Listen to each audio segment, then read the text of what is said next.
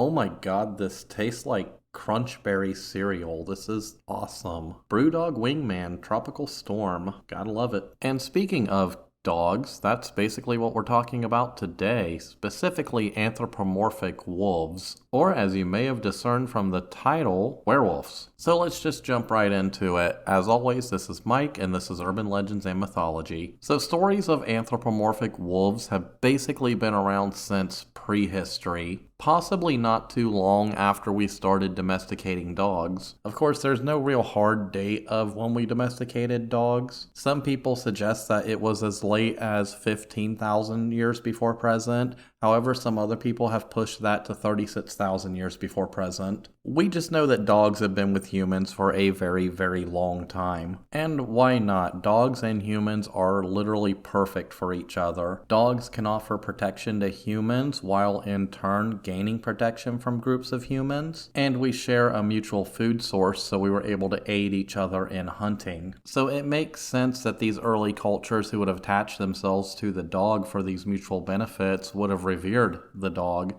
and subsequently their cousins the wolf. Of course, these people in these cultures, they would have seen wolves as more of a threat, these creatures that live out in the woods, these dangerous dog-like creatures that come in and kill their children and eat their wildlife and stuff. And out of this reverence for wolves and in this Indo-European mindset, we would see groups of warriors, so war bands of young adolescents, who, as a rite of passage, would go out and I guess be their little proto-military for their tribe or band or whatever. And it was said that they would adopt the nature of wolves and dogs. And this is kind of where we see the first real merging of man and dog in myth. These warriors were said to be shapeshifters. They would wear these wolf animal skins and they would live like wolves out in the wild. And while they were out there, kind of outside the, limits of society, they found themselves no longer constrained by human taboos, human laws, human customs. It wasn't until their kind of rite of passage ended in their adulthood, usually by the time they got married, when they would reintegrate into their tribe or their little settlement or whatever. And they would obviously come back with stories of their exploits, and there would be myth and imagery of wolves and dog-like behavior interspersed within that. And obviously, several, if not 100 generations later, by the time we get into ancient Greece and kind of those proto-civilizations in and around Europe, it becomes a little more formalized in society. So younger Grecian and Spartan warriors, who are kids who were training to be warriors, they were essentially encouraged to use techniques of the wolf. So things like prowling around at night, ambushing, using trickery. So this idea became deeply embedded into warrior culture. And even in Proto-Norse and Norse tradition, their warrior class, those berserkers, they were usually clad in wolf skins, and they were basically frenzy warriors. And these were the guys who would psych themselves up and become very chaotic and fearsome on the battlefields. So these warrior bands being associated and affiliated with the imagery of the wolf kind of leads to this hypothesis that the old folk tales about werewolves, or anthropomorphic wolves, were reminiscent of the wolfish behavior of these early warrior bands. However, to be honest, that's not the only side of it. There is massive amounts of evidence that show that these folk tales about wolves and werewolves came from just the fact that, especially in Europe, where a lot of these folk tales around the werewolf comes from, that wolves have always been, and still are very dangerous creatures. And the folk tales are basically warnings that don't engage with a wolf. A wolf is dangerous. And one of the earliest tales in which we see the dangers and cunning of wolves is Little Red Cap, also known as Little Red Riding Hood. And since it's the most famous one, I don't really feel like diving into the Greek and Roman and even North African little proto-variants of the same basic story. I'm just going to stick with this one, specifically the 1812 version written by the Brothers Grimm, because that's the one we all know. So as we know, Little Red Riding Hood, she's this girl and she's living in, Germany or something. And her mother tells her to put on her hooded cape and walk down the path to her sickly grandmother's house to bring her wine and cake. because obviously wine and cake is the cure for any sickness, and I'll stick to that. And as she prepares to leave, her mother reminds her to not stray from the path, head straight to her grandmother's, and don't speak to any strangers or anything. So along the way, she's just trotting through this forest, and there's this wolf kind of stalking nearby. And the wolf, he hasn't eaten for some days, so he's hungry. And he sees Little Red Riding Hood and he's like, well, that looks like a tasty treat. Maybe after I finish with her, I can finish it off with that cake and that wine. So he goes up to her and he's like, hey, beautiful, where are you going? And she's all like, oh, hi, I'm off to my grandmother's. She's very sick, so I'm bringing her some wine and some cake. And the wolf at this time, he's thinking, yeah, if I play my cards right, I can also eat the grandmother too. And he says, well, listen here, sweetheart. There's a bunch of beautiful flowers over in that meadow just off the side of the trail. Since she's sick, why don't you go and bring her some of those flowers, and that would really cheer her up. And Little Red Riding Hood, she's like, that is an excellent idea. So she trots off over into I guess this clearing or whatever, and there's all these flowers, and she's picking flowers, and every time she picks a flower, she looks and she realizes, well, there's an even more beautiful one, so she picks that one, and before she knows it, she has a whole bouquet. In the meantime, the wolf has trotted off down the trail, and he finds grandmother's house. He knocks on the door, and he hears his grandmother shout, who is it? And he disguises his voice, and he says, it's me, grandmother, Little Red Riding Hood. I've come to bring you wine and cake. To which she replies, well, I'm too weak to get up and open the door. Just go ahead and lift the latch and come right on in. So he comes in and he instantly devours her. So he jumps into her bed, puts on her nightgown because he doesn't have a problem with cross-dressing, and he lays there and waits until Little Red Riding Hood comes out. Red Riding Hood, she gets to the house and the wolf says, come on in, dear. I'm too weak to get up. So she comes in and she exclaims, what a deep voice you have, to which the wolf replies, the better to greet you with, my dear. She then says, goodness, what big eyes you have, to which he responds, the better to see you with, my dear. Red then exclaims, Grandma, what big hands you have, to which the wolf responds, if you think those are big, you should see... Oh wait, wrong, Red Riding Hood. To which he responds, the better to embrace you with, my dear. And as she goes to hand grandmother, or the wolf, a slice of cake, she exclaims, Grandmother, what big teeth you have. To which he responds, the better to eat you with. He then leaps up from the bed and he devours her as well. He then lays down and basically goes to sleep after this huge meal of literally 2 people and a whole bottle of wine and some cake. Now, in early versions of it, that's basically where the story ends. In later versions, a hunter or a huntsman comes by, kills the wolf, and sets them free. Now, that's the basic core story of it. You have the anthropomorphic talking wolf creature. That is usually the core of the folktale right there, and it's seen through basically every variant.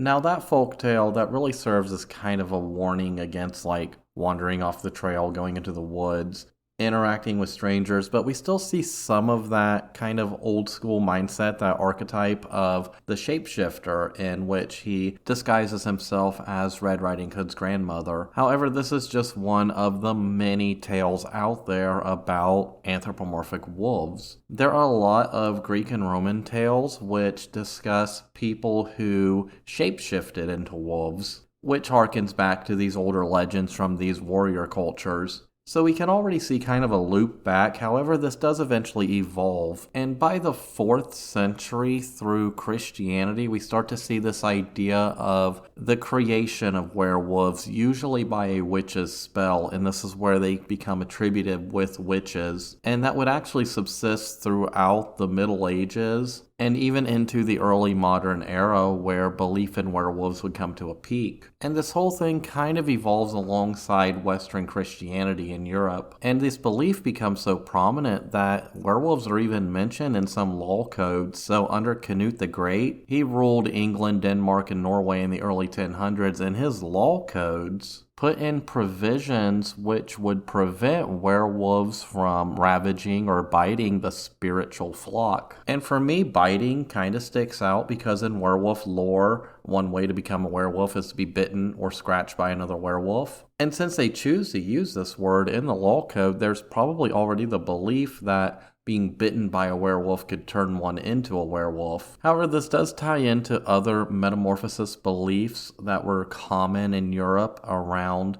the Middle Ages. For example, one thing that's commonly seen with witch lore is this metamorphosis where they can turn themselves into a snake or a cat. Now, that later evolves into witches just having familiars, but it's one of those core central things, and there are beliefs throughout the Middle Ages that men could turn themselves into werewolves. And up until this point, it seems to be at will for the most part. And throughout most of this, that connection seems to always be with men, which still harkens back to that earlier mindset of that warrior culture. They were dominantly men. And to be honest, the only time we really see female depictions of werewolves is in the Irish work Tales of the Elders from the 12th century. And then we really don't see female depictions of werewolves again until, I don't know, when Terry Pratchett started writing the Discworld series. I mean, there are probably other times, but female depictions of werewolves are kind of rare when you really think about it.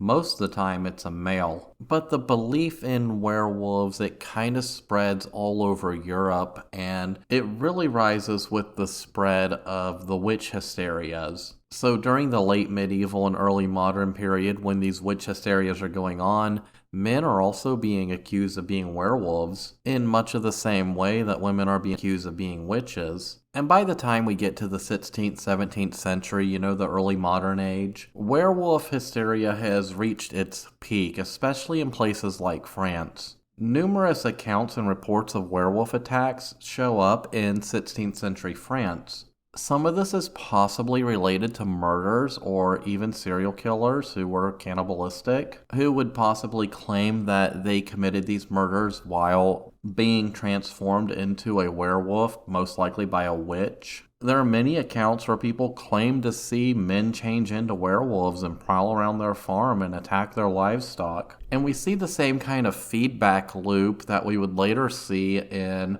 other witch hysterias, like in Salem, for example. Something bad or tragic happens. We don't exactly know what the cause is. However, us being humans, our natural instinct is to find something to blame, find the cause of this misfortune. So naturally we come to the conclusion that, the cause of this has to be X, insert whatever belief here. And the reaction is to eliminate that cause and hope it goes away. In this case, this variable being werewolves. So let's say I am a farmer in medieval France and something has gotten into, my sheep pen and has killed 3 of my sheep. However, let's just say there are no wolves around where I live, and none of the neighboring farmers have experienced such attacks. My conclusion might be that, maybe that neighbor farmer I've been feuding with over the boundary line, maybe he's a werewolf and he was the one that came and did this insidious thing. The next thing you know, you and a bunch of guys are showing up on your neighbor's doorstep with a torch and you end up chasing him out of town because he's a werewolf. And there were similar cases like this all over Europe during this time. There were trials held where people were accused of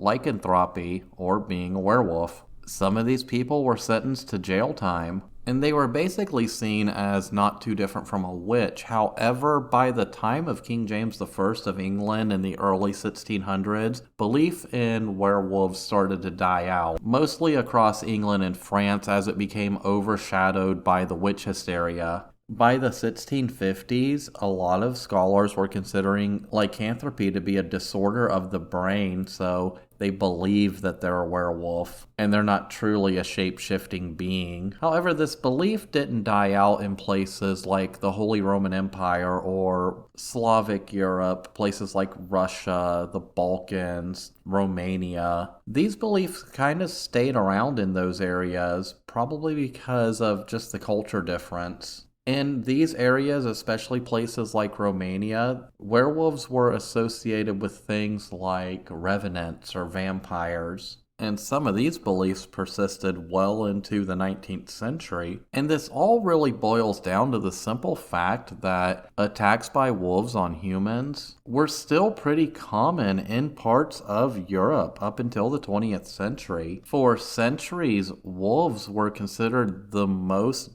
feared predators in Europe. So naturally that's going to influence the folklore of the region. And that folklore around werewolves is really kind of a mishmash of a whole bunch of different things all coming from various cultures within Europe, but at the end of the day, it all has this common core, an anthropomorphic wolf. So with the history out of the way, because I just really wanted to get all that out of the way first before I dive into the next topic. What exactly is a werewolf? Well, it's very simple. It's a wolf man. It's a man that can transform into a wolf and back and forth, and it exists in kind of this Jekyll and Hyde existence. When they're a human, they're a perfectly normal human. However, when the moon turns full, they make that transformation, and the wild beast from within emerges. Essentially, it's in that category of shapeshifter cryptids. And generally, when they're in their wolf state, they're very instinctual, they're uncontrollable. They may go out and murder somebody, they may go out and just ravage a farm, or just create general chaos, or run through the forests, or whatever. And usually when they revert to their human state, a lot of the times they don't have any memory of what happened in that altered state. A common thing we see in a lot of the folklores around werewolves is you can tell a werewolf because it has no tail, denoting that it is human. And in their human form, a lot of them will bear certain traits to suggest that they're werewolves. So some ways people would identify werewolves was due to having a low swinging stride, having long curved fingernails or eyebrows that met at the ridge of the nose. Other people believe that if you cut the flesh of someone who was expected to be a werewolf, you would see the fur underneath. And in Russian superstition, it's believed that if you lift your tongue and have bristles under it, that is a sign of a werewolf. But there are as many variants as werewolf detectors as there are cultures across Europe. Just like there are as many variants as how to become a werewolf, so I'll just touch on a few of my favorites. One is pretty common, it's mostly found in like France, Germany, and Italy, and it's where we first see the association of werewolves with the moon. And it's believed that if one were to sleep outside on a certain Wednesday or Friday of the month with the light of the full moon shining down upon their face, that this would transfer said person into a werewolf. You could also become a werewolf by drinking from enchanted streams. Some people would become werewolves through this satanic rite, so the person could be able to satiate a craving for human flesh, which kind of sounds a little bit like Wendigo folklore. Now, the idea of becoming a werewolf by being bitten by a werewolf or scratched by a werewolf, I believe that was probably common throughout the whole lore of it. However, we really don't see that becoming common until the 20th century with the rise of werewolves in literature and film. There are also depictions and stories where lycanthropy is a punishment. It's God's divine wrath. For example, there's a story involving Zeus and Lycaon, the king of Arcadia. So Lycaon, he wanted to test Zeus. He wanted to know if Zeus was truly all-knowing. And by doing so, he was going to kill his son and serve him to the god Zeus as a dinner in order to see if Zeus could recognize the taste of human flesh. Now, Zeus was absolutely disgusted and horrified by this act, and as punishment for doing so, he turned Lycaon into a wolf for this barbaric behavior. In later centuries, as the Roman Catholic Church rose to power in Europe, it was said that anybody who was excommunicated by that church would be destined to become a werewolf. So moving on from that, let's say you, for whatever reason,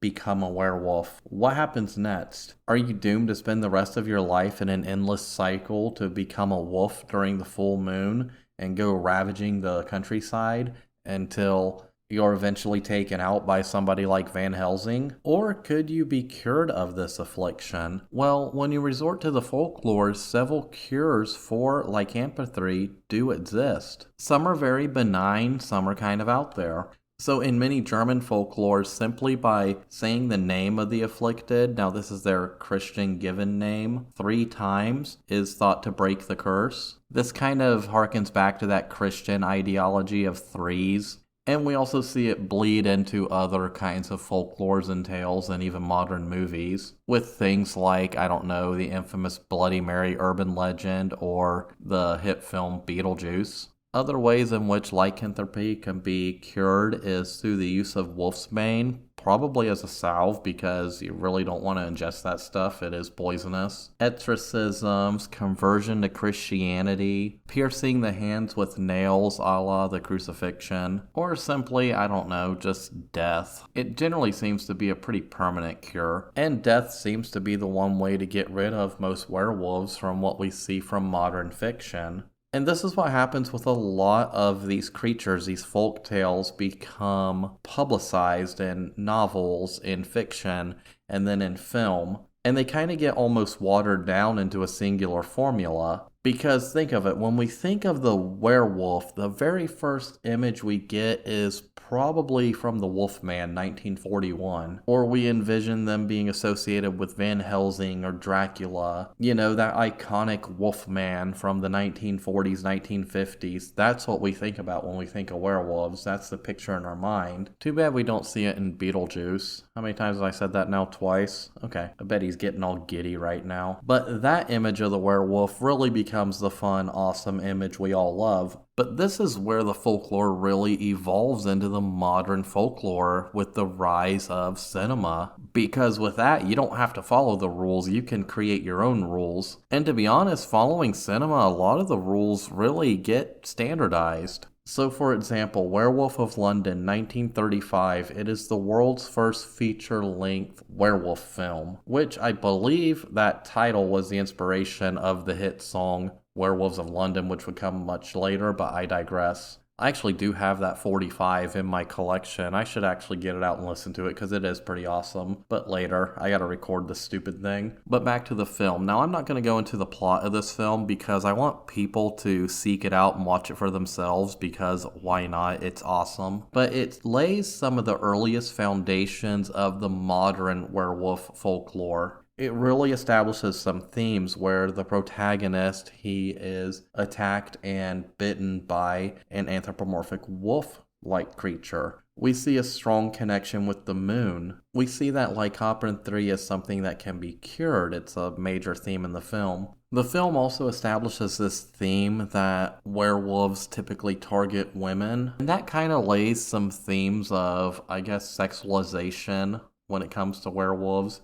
However, in later tellings of Little Red Riding Hood, for example, there were sexual implications throughout that as well. Of course, this film alone wasn't the one that really created a lot of the imagery of werewolves we see today. That was standing on the backs of a lot of gothic horror novels, which were being written in the 1830s throughout the rest of the 19th century. It's just the film industry really kind of puts it out there into the mainstream. Of course, it's the later films by like Lon Chaney Jr., who was kind of typecast as a werewolf, throughout the 1940s when a lot of tropes really get cemented into werewolf culture. So one example is in 1944's House of Frankenstein. That's the first depiction in movies where we see that it's a silver bullet that kills the werewolf. Now, we do see in Werewolves of London where the titular wolf is killed by a bullet. However, it's not stated to be a silver bullet or an enchanted bullet or anything like that. Now, in some tales in gothic horror novels from the 1930s, maybe sooner, back to the 1800s, there are tales of enchanted bullets killing werewolves. And it's said that they do have a vulnerability to silver, which is another connection to Revenant and vampire culture, vampire lore. Silver is supposed to be an air quotes pure metal, and therefore it has the power to kill werewolves and do serious harm to vampires. It's why traditionally vampires were said to not have reflections in mirrors, because back then mirrors were silver-backed, but that's a completely different topic for another day. But the film industry is really where that folklore, that idea gets driven home, and it's driven home in The House of Frankenstein in 1944. And ever since then, we have just been building upon that folklore, because now werewolves show up in films, modern novels, television shows, video games, this very episode of this podcast. And hell, it's one of the more popular and expensive Halloween costumes you can buy. I know, because I have a werewolf mask that I wear at Halloween, and that damn thing was pricey. But bottom line, looking at all the history through today, what can we say about werewolves? Well, one, they're fucking awesome. Two, trying to get some kind of basic history of the folklore leads you down a ton of different rabbit holes. I could have made this entire episode just on the ancient cultural beliefs or the Christian cultural beliefs or